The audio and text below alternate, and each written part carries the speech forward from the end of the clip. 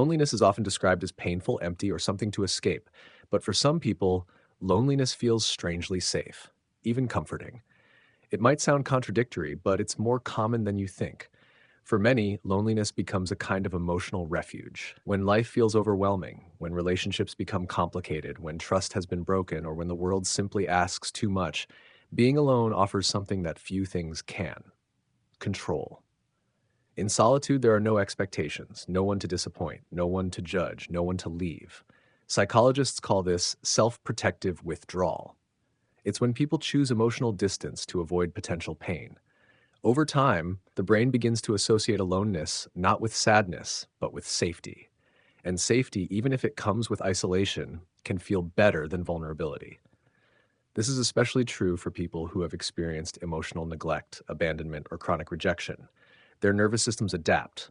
They learn that connection might hurt, but solitude won't, so the quiet becomes familiar, predictable, even soothing. But here's the deeper truth: comfort doesn't always mean healing.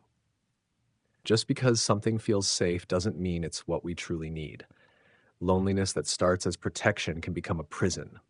We stop reaching out, we stop hoping for closeness, we tell ourselves we're just built this way, and eventually we forget how much we were designed to connect. Humans are social beings. Even the most introverted among us need to feel seen, valued, and understood. We can enjoy solitude and still crave intimacy. The two aren't opposites, they coexist. So if you found comfort in loneliness, there's no shame in that.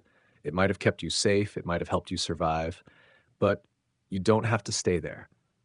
Healing begins when we stop confusing protection with peace, when we allow ourselves to risk closeness again, slowly, gently, and on our terms. Because real connection isn't about perfect relationships, it's about being met where we are and choosing not to hide anymore. Click like to show support. It helps this message reach someone who might need it today.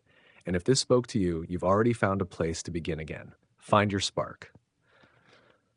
Find your people.